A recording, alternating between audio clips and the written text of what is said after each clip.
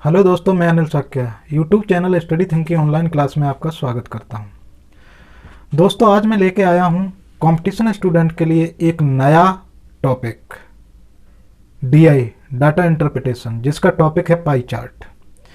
दोस्तों, पैट हुआ, लेखपाल हुआ, कई एग्जामों में यहाँ से क्वेश्चन बनते हैं और बहुत ही महत्वपूर्ण टॉपिक है ये। तो इसकी महत्वता को देखते हुए आज मैं ये टॉपिक लेकर आया हूँ। तो आप चाहे किसी भी कंपटीशन की एग्ज़ाम की तैयारी करते हो, अगर आपके में डीआई से रिलेटेड कहीं क्वेश्चन आता है तो मैं डीआई का हर टॉपिक आपको कंप्लीट कराऊंगा। आज जो टॉपिक मैं लेके आया हूं वो है पाई चार्ट। दोस्तों, इसी के साथ मैं कहना चाहूँगा कि मेरा चैनल है स्टडी थिंक, आप उसको लाइक, शेयर और सब्सक्राइब कीजिए तथा उसके बेल आइकॉन को प्रेस कर दीजिए ताकि अगर कोई नया वीडियो मैं अपलोड करता हूँ तो उसकी सूचना आप तक पहुँच जाए। दोस्तों, मैं यहाँ पर एकेडमिक स्टूडेंट, कंपटीशन स्टूडेंट सभी के लिए पढ़ाता हूँ। तो अगर एकेडमिक स्टूडेंट हैं आप किसी भी क्लास के 9th 10th के, तो उसमें मेरा चल रहा है लीनियर इक्वेशन। तो आप हमारी प्लेलिस्ट में जाएं और लीनियर इक्वेशन को देखें और उससे संबंधित सारी बारीकियों को सीखें, जहां मैंने बड़ी बारीकी से हर चीज़ को समझाने की कोशिश की है। तो चलिए दोस्तों, आते हैं, हम इस क्वेश्चन को समझते हैं। सबसे पहले देखते हैं, समझते हैं हम ये डाटा इंटरप्रिटेशन होता क्या है। तो इसमें क्या होता है, किसी भी काम से संबंधित जो ब्यौरा रहता है, जैसे किसी बिल्डिंग को हमने बनाया, इस क्वेश्चन में आपने देखा है कि एक मकान बनाया गया, उस मकान को बनाने में जो टोटल खर्च हुआ है वो 6 लाख रुपए का हुआ है। तो क्वेश्चन है हमारा दिए गए पाई चार्ट में, ये पाई चार्ट है, ठीक है। पाई चार्ट क्या होता है, एक वृत्त होता है, उस वृत्त में कॉलम बना के और किस मद में कितना खर्च किया है वो शो किया जाता है, तो इसको हम कहते हैं पाई चार्ट। तो एक मकान बनाने का पाई चार्ट में एक मकान बनाने में किए गए व्यय का ब्यौरा है। इस निर्माण में कुल 6 लाख रुपए का व्यय हुआ है। इस मकान को बनाने में 6 लाख रुपए का व्यय हुआ है। ग्राफ का अध्ययन करके नीचे लिखे प्रश्नों के उत्तर दें। तो दोस्तों, यहाँ 4 प्रश्न है, इस पर डिपेंड है। कोई ये ग्राफ बना देगा, उसमें सारी चीज को शो करेगा और उससे संबंधित 4 या 5 क्वेश्चनों के आंसर आपसे पूछेगा। तो आपको इसका अध्ययन करके और फिर इन क्वेश्चनों के जवाब देना होगा। यहाँ पे एक बोर्ड पे जगह न होने के कारण मैंने केवल एक क्वेश्चन लिखा है।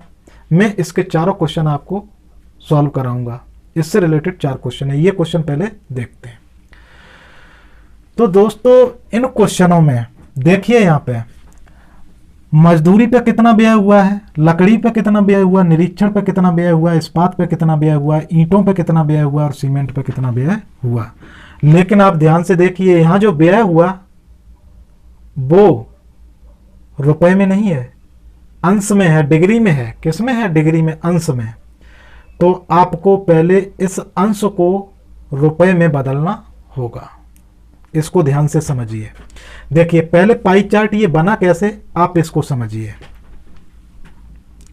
अगर आपने एंगल को पढ़ा है तो ये 0 अंश की लाइन होती है, और अगर आप इस पे 90 डिग्री का एंगल बनाएंगे तो एक दूसरी लाइन बिल्कुल खड़ी खींच देंगे, इनके बीच 90 अंश का कोण बनता है। लेकिन अगर आप यहां से चलें और ये पूरा चक्कर लगा दें, ठीक, तो ये लाइन आपकी यहां से बढ़ती हुई लौट के फिर इसके ऊपर आ जाएगी। कहने का मतलब, एक पूरा चक्कर अगर आप कंप्लीट करें तो ये एंगल बनता है 360। 360 से ज्यादा का नहीं बनेगा, ठीक है। अगर आप एक पूरा चक्कर यहां से घूम के दोबारा यहां आते हैं तो ये एंगल बन जाता है, यानी कोण बन जाता है 360 अंश का। तो इन्हीं 360 अंशों को एक वृत्त में डिवाइड कर दिया। केंद्र पर कितने का कोण बनेगा? 360। इन 360 अंशों को डिवाइड करके और उनका मद का खर्चा अंशों के रूप में आपको दिखा दिया जाता है। तो आप देखेंगे यहाँ पे सबसे बड़ा खर्चा किस पे हुआ? मजदूरी पे, क्योंकि ये 90 डिग्री पे है। 90 डिग्री खर्च मजदूरी, यानी 90 अंश का कोण बना है, तो 90 अंश खर्चा मजदूरी का। लकड़ी पर 36 अंश है, निरीक्षण। अगर आप इन सबको ऐड करेंगे तो ये पूरा 360 के बराबर होगा। तो 360 ये टोटल खर्चा है, 360 अंश, जो टोटल खर्चा कितना हुआ? 6 लाख के बराबर होगा। तो देखिए, हम निकालेंगे कि 90 अंश पे कितने रुपए, 90 अंश कितने रुपए के बराबर होगा। तो पहले तो हमें यह पता है कि 360 अंश बराबर कितना है, 6 लाख रुपए। ध्यान रखिए, बिल्डिंग को बनाने में टोटल रुपया कितना खर्च हुआ, 6 लाख, और उस 6 लाख का ब्यौरा इस पाई चार्ट में शो कर दिया गया, वो भी किसके रूप में, अंश के रूप में, रुपए में नहीं है। तो कितनी मदों पर खर्च हुआ है, मजदूरी, लकड़ी, निरीक्षण, इस्पात, ईंटें और सीमेंट। 3 और 3 6 काम करवाने में, पूरी बिल्डिंग में 6 मकानों 6 काम करवाने में इतना रुपया खर्च हुआ। और ये मजदूरी पे 90 अंश, लकड़ी पे 36 अंश, निरीक्षण पे 54 अंश, इस्पात पे 54 अंश, ईंट पे 54 अंश और सीमेंट पे 72 अंश। अगर इन देखिए ये पूरा चक्कर कंप्लीट हो गया है, अगर आप इन सबको ऐड करेंगे तो 360 आएगा, यानी 360 अंश बराबर 6 लाख रुपए के होगा। तो यहां से आप निकालेंगे कि एक अंश बराबर कितना रुपया होगा। तो आप जानते हैं 360 बराबर 6 लाख है, तो एक अंश बराबर 360 का इधर भाग लग जाएगा, तो ये हो जाएगा 6 लाख बटे 360 रुपए। तो अब आप बड़े ध्यान से देखिए, एक अंश बराबर कितना है, 6 लाख अपॉन 360 रुपए के बराबर है। अब जब एक अंश बराबर इतना रुपया है तो 90 अंश बराबर कितना होगा, आप इसका गुणा कर दीजिए। 36 अंश बराबर कितना होगा, सीमेंट पे कितना खर्च हुआ आप निकाल लेंगे। तो देखिए सीमेंट पे खर्च अगर आप निकालना चाहते हैं, पहला क्वेश्चन है आपका, सीमेंट की मद पर किए गए व्यय की धनराशि कितनी है। तो सीमेंट का पहले तो आप बस व्यय निकाल दीजिए।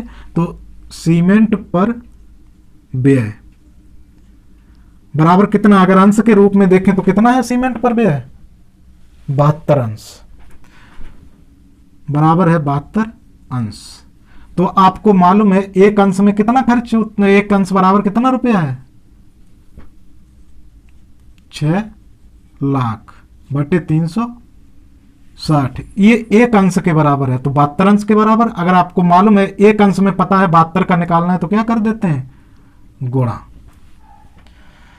तो अगर इसको हम देखें तो इसको सॉल्व कर दें, ये 0 से 0 कट गई, और 36 एकम 36, 36 दूनी 72, इसका इसमें गुणा कर दें तो ये आ जाएगा 6 दूनी 12, 1,20,000 रुपए।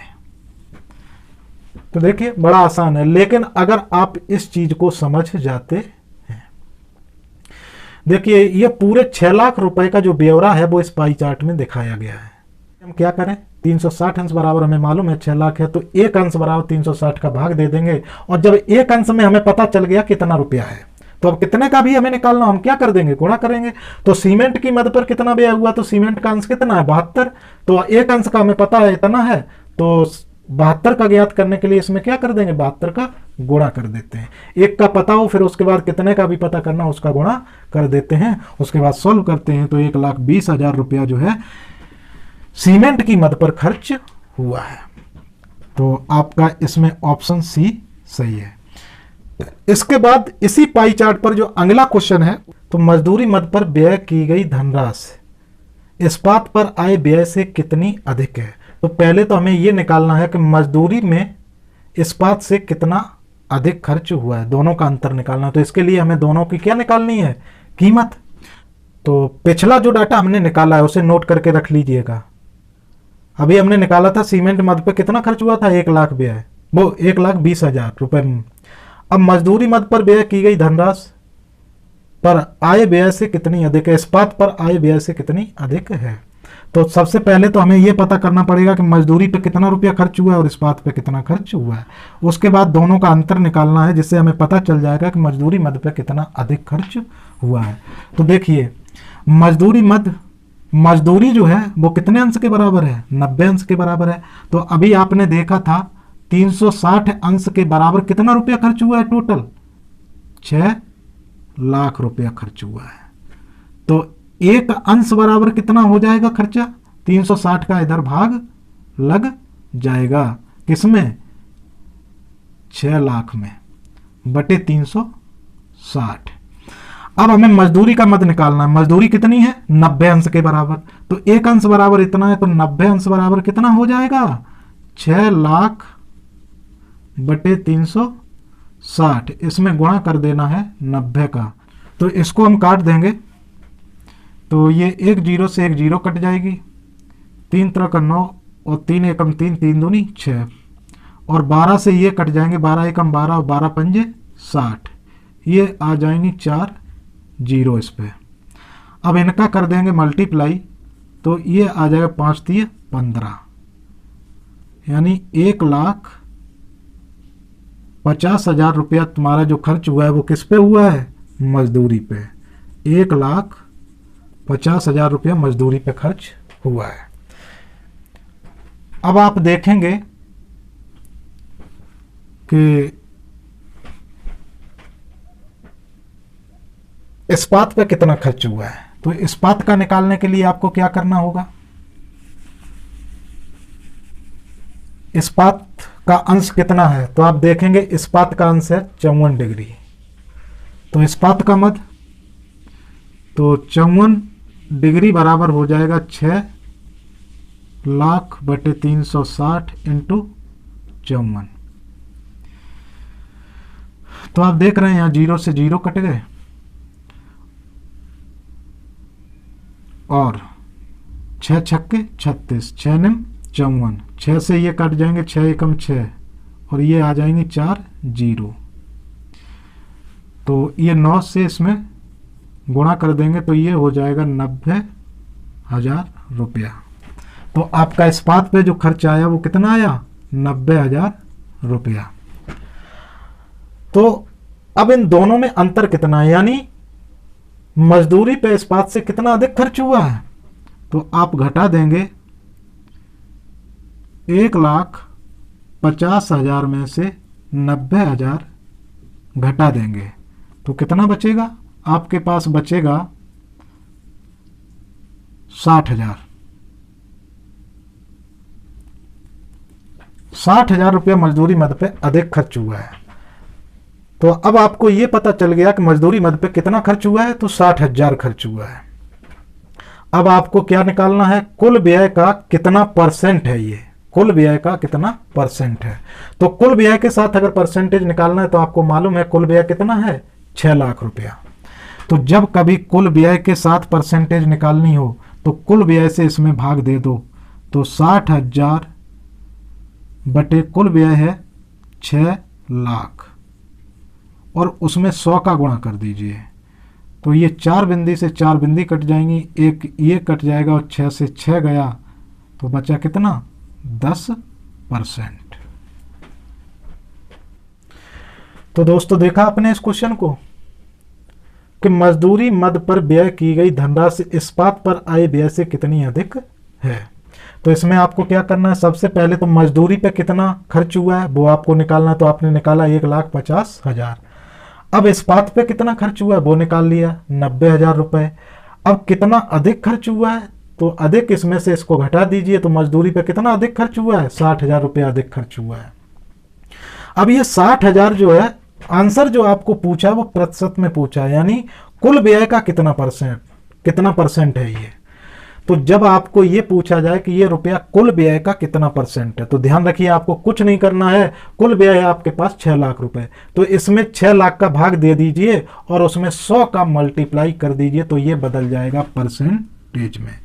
ठीक है, तो कुल व्यय बराबर आएगा 10%। तो कुल व्यय का 10% जो है मजदूरी पर अधिक खर्च हुआ है। कुल व्यय का 10% मजदूरी पर अधिक खर्च हुआ है। तो अब हम लेते हैं इसका अगला क्वेश्चन, और अगला क्वेश्चन है ये तीसरा, सीमेंट इस्पात निरीक्षण पर कुल मिलाकर व्यय की गई धनराशि कुल व्यय का कितना प्रतिशत है। तो सबसे पहले कुल मिलाकर कितनी धनराशि इन तीनों मद पे खर्च हुई है वो हमें निकालनी है। जो उसके बाद निकालना है ये जो कुल मिलाकर धनराशि आएगी वो कुल व्यय का कितना प्रतिशत है।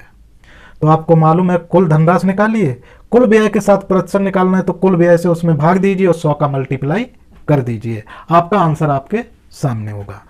तो देखिए सीमेंट की मद आप पहले निकाल चुके हैं, कितना रुपया खर्च हुआ। इस्पात पे कितना खर्च हुआ आप निकाल चुके हैं, निरीक्षण पे आपने नहीं निकाला। तो देखिए 54 अंश था इस्पात का खर्चा जो आया 90,000, और 54 अंश ही है निरीक्षण का भी खर्चा। तो ये भी किसके बराबर होगा? 90,000 रुपए के बराबर होगा। अब देखिए तीनों मद आपके पास हैं, सीमेंट, इस्पात और निरीक्षण, सीमेंट, इस्पात और निरीक्षण। कुल मिलाकर व्यय की गई धनराशि, तो कुल व्यय कितना होगा तीनों पर? तीनों पर जो कुल व्यय होगा वो होगा 90,000, 90,000, 90,000, 90,000 प्लस 1,20,000। तो 90,000, 90,000 प्लस 1,20,000, अगर इनको ऐड कर देंगे तो 0 0 0 0 9 9 18 और 2 20 की शून्य हासिल, 2 2 और 1 3, ये आ गया आपका 3 लाख रुपए। कुल मिलाकर व्यय की गई धनराशि कितनी है? 3 लाख रुपया। अब ये कुल व्यय का कितना प्रतिशत है? जो 3 लाख है ये कुल मिलाकर, ये कुल व्यय का कितना प्रतिशत है? तो ध्यान रखिए, कुल व्यय में ये जो 3 लाख रुपया आया इसमें कुल व्यय से भाग दे दीजिए और उसमें 100 का मल्टीप्लाई कर दीजिए, तो कुल व्यय का प्रतिशत बराबर हो जाएगा 3 लाख। जो 3 लाख आया इसमें कुल व्यय कितना है? 6 लाख। 6 लाख से भाग दे दीजिए और जब ये फ्रैक्शन बन जाए तो इसमें मल्टीप्लाई कर दीजिए 100 का। अब ये बदल गया परसेंट में। किसमें बदल गया? और वो भी कुल व्यय के परसेंट में निकल के आएगा। तो देखिए 5 जीरो से ये 5 जीरो खत्म हो गई, 3 एकम 3, 3 दूनी 6, बचा कितना? 2। इस 2 से भाग दे दीजिए 100 में तो आ जाएगा 2 पंजे 10, 50 बराबर 50%। तो कुल व्यय का कितना प्रतिशत है? ये जो खर्चा आया 3 लाख, ये है 50%। आपका आंसर सी सही है। तो ध्यान दीजिए, कुछ टफ नहीं है। अगर आप परसेंटेज को समझते हैं तो बहुत आसान है। सीमेंट, इस्पात, निरीक्षण पर कुल मिलाकर व्यय की गई धनराशि, कुल व्यय का कितना प्रतिशत है, तो तीनों पे कुल कितना मिलाकर कुल कितना खर्च हुआ है वो निकाल लीजिए और कुल व्यय से भाग देकर 100 का मल्टीप्लाई कर दीजिए तो ये प्रतिशत में बदल जाएगा और आ जाएगा कुल व्यय का कितना परसेंट होगा। चलिए अब इसका लेते हैं हम अगला सवाल। हाँ तो दोस्तों, इसका अगला सवाल है, मजदूरी की मद पर व्यय की गई धनराशि निरीक्षण पर व्यय की गई धनराशि से कितनी अधिक है। देखिए यहाँ कोई परसेंटेज का चक्कर नहीं है, बस आपको ये बताना है कि मजदूरी की मद पर जो खर्चा किया गया है वो निरीक्षण पर जो खर्चा किया गया उससे कितना अधिक है। तो इन दोनों का क्या निकाल देना है आपको? अंतर, जिससे आपको पता चल जाएगा कि मजदूरी पे कितना खर्च हुआ है। तो आप यहाँ देखिए, मजदूरी का खर्चा आपके पास निकला हुआ है, उसके बाद निरीक्षण पे कितना खर्च हुआ वो भी निकला हुआ है। तो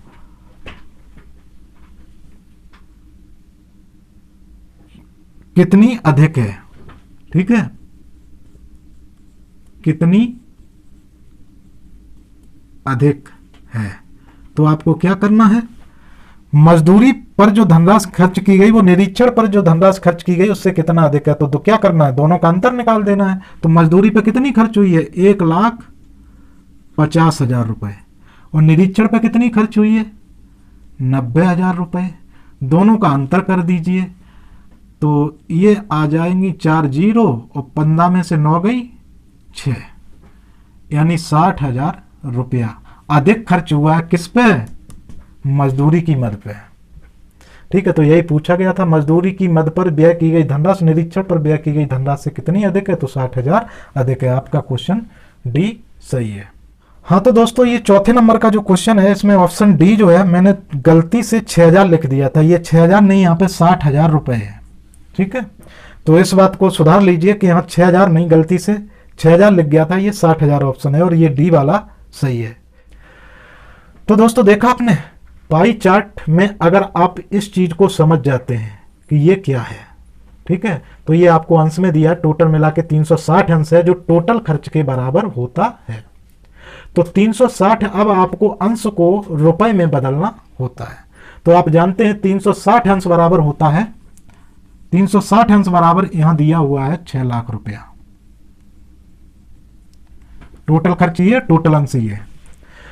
तो यहां से आप निकाल लेंगे एक अंश बराबर कितना खर्च होगा, 360 का भाग दे देंगे, उसके बाद जिस मद पे जितना अंश है उस मद का मल्टीप्लाई करके हम उस मद का खर्चा निकाल लेते हैं और उसके बाद जो पूछता जाता है वो करते जाते हैं।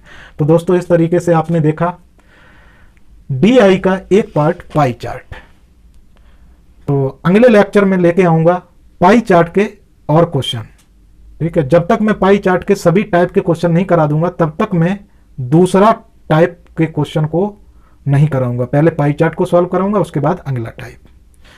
तो दोस्तों इसी तरह आप हमारे साथ जुड़े रहिए। अगर आप किसी भी कंपटीशन एग्जाम की तैयारी करते हैं जिसमें DI आता है तो आपको DI बिल्कुल क्लियरली और बिल्कुल साफ बारीकी के साथ समझाएंगे। आपकी किसी भी तरह की कोई भी समस्या नहीं होगी, कोशिश करूंगा उसे दूर करने की। चलिए इसी के साथ मैं अपनी क्लास को समाप्त करता हूं, और उससे पहले मैं कहना चाहूंगा कि मेरा चैनल है स्टडी थिंक। आप इसको लाइक शेयर सब्सक्राइब कीजिए और इसके साथ जुड़े रहिए और उसके बेल आइकॉन को प्रेस कर दीजिए ताकि अगर मैं कोई नया वीडियो अपलोड करता हूं तो उसकी सूचना आप तक पहुंच जाए। इसी के साथ मैं अपनी क्लास को समाप्त करता हूं। धन्यवाद। जय हिंद।